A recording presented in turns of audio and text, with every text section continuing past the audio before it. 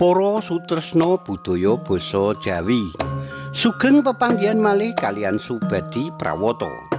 Ing kalodhangan menika badhe ngaturaken waosan buku basa Jawi Cerita Cekak.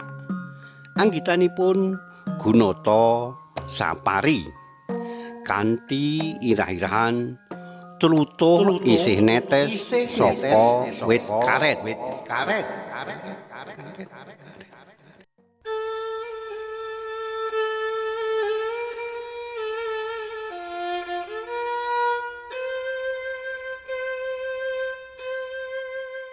Isih peteng nalika Karman metu saka omah.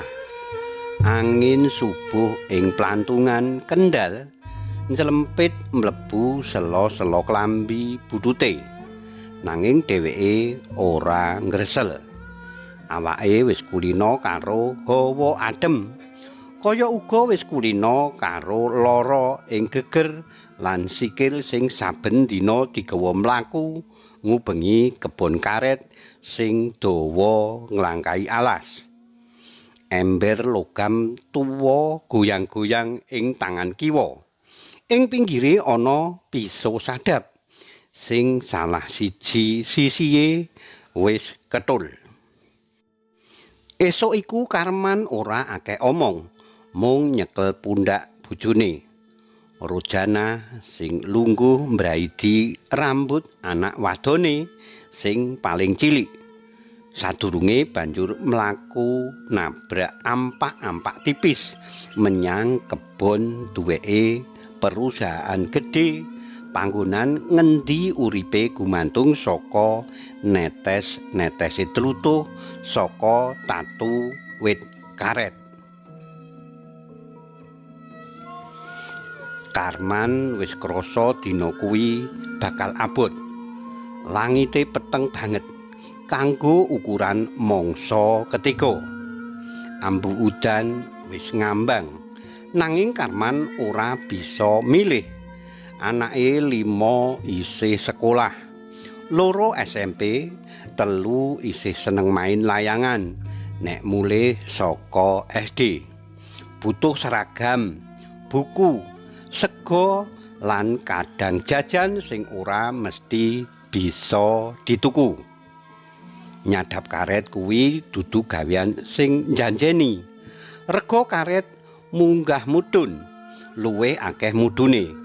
Nanging Karman tetep nyekel gaweane kuwi kaya nyekel pengarep-arep. Senajan kudu adol getah utawa tlutuhe murah, ora lumrah. Senajan ngerti perusahaan luwih nyengkuyung ban mobil tinimbang tangan kasar sing nyangking ember saka pinggir alas tekan gudang penyimpenan. Ana tatu ing tangane, tilas kesrimpet 2 minggu kepungkur. Ana uga tatu liya sing ora katon ing kulit. Tatu saka tembung kasare Basuki, mandor sing wis suwe ora cocok karo Karman. Basuki sing seneng nuding ora nganggo bukti. Ngisin-isinake Karman ing ngarepe buruh liya. Gedhekake bapake simpatisan partai terlarang. Nuli nuduh Karman ngganggu bojone. Karman nahan nesu, nanging wong-wong padha ngerti mripate abang sore kuwi.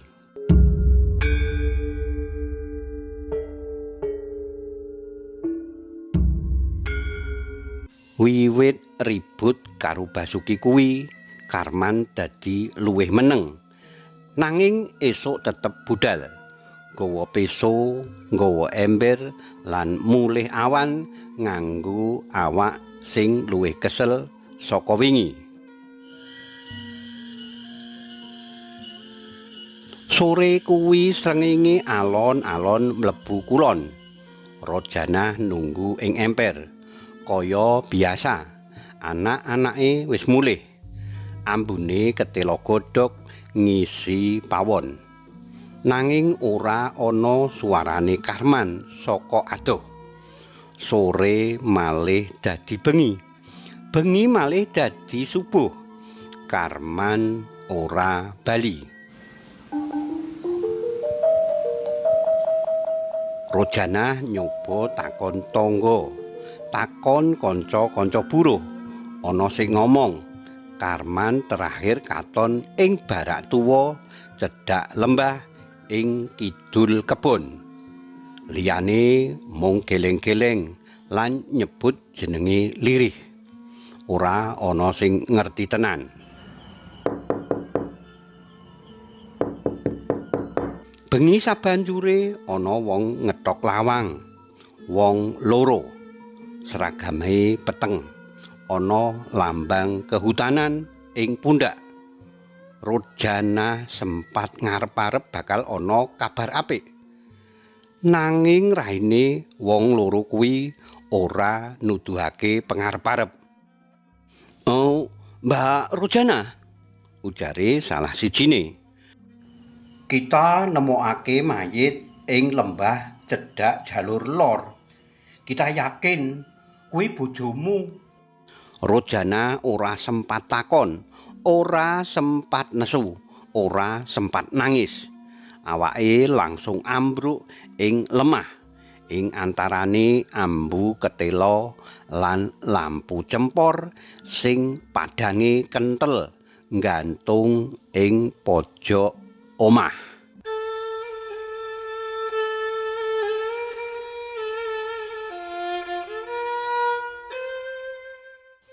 Kabar kematiane Karman nyebar nganti pelosok. Wong-wong padha teka takziah, layat, nggawa gula, kopi, beras, ana sing nyebut jenenge Basuki, ana sing bisik-bisik soal dendam lawas. Nanging ora ana sing wani ngomong banter. Karman mung buruh cilik, nanging tilare ninggal bolongan gedhe ing warga sing uripe saka sadapan getah. Isuk-isuk banget, Mario anak sulunge Karman ngangkat peso sadap bapake sing digantung ing tembok bambu.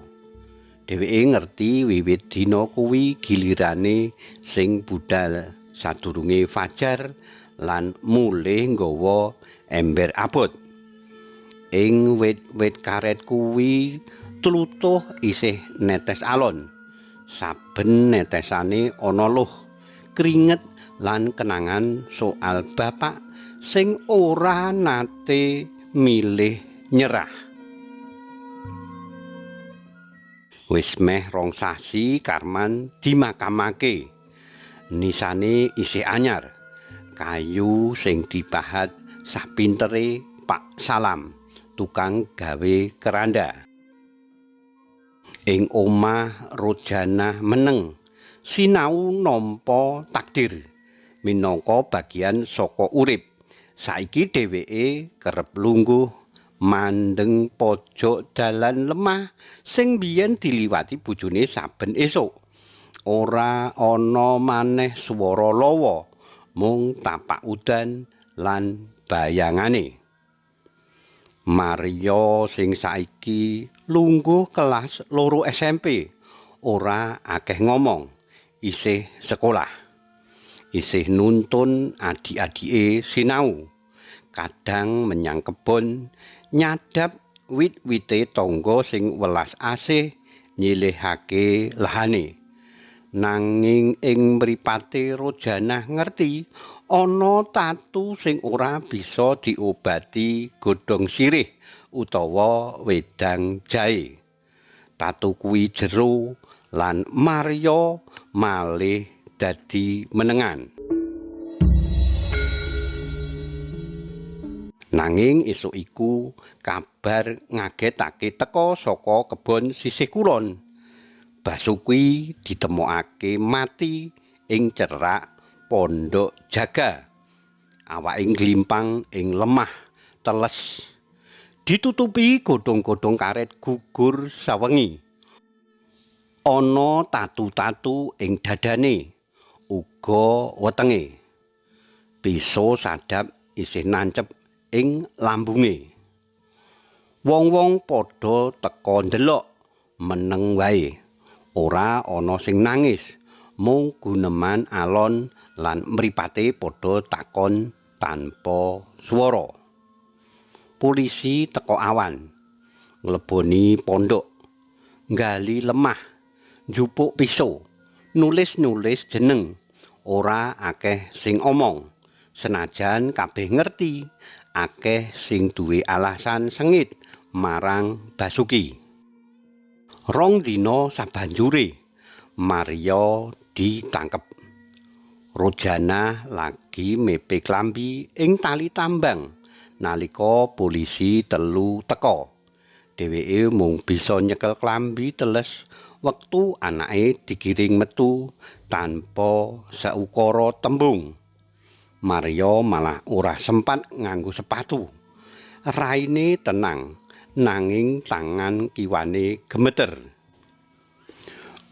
Cuma pemeriksaan, ujare salah sijine polisi kaya arep nenangake. Nanging suarane krungu kosong, kaya kaleng gumulung ing dalan. Kabar penangkepane Mario nyebar cepet. Sorene welasan buruh penderes teka bebarengan menyang polsek. Nggawa spanduk asal-asalan, tulisan tangan nganggo cat abang. Bebasno Mario, dheweke dudu pembunuh. Ing antarane ana Pak Parno, simbah-simbah sing biyen ditulung Karman wektu tiba saka wit. Uga Sukir sing ngerti carane Basuki ora disenengi para buruh. Bocah kuwi bisane meneng wae ing omah. Tugase sekolah lan ngewangi ibune. Yen Mario bisa mateni wong, kabeh cah desa kene ya bisa. Tapi aku ngerti dudu dheweke pelakune. Ujare Pak Parno kanthi lantang ing ngarepe Kapolsek sing mung meneng. Para buruh kuwi ora padha nggugu. Ora padha mendak, mung ngadeg bareng, sirah tegak, mripat jujur. Menenge kaya tlutuh sing isih netes saka wit karet, alon tenang nanging ora bisa dicegah. Ing jero tahanan polisi, Mario lungguh nyender tembok adem.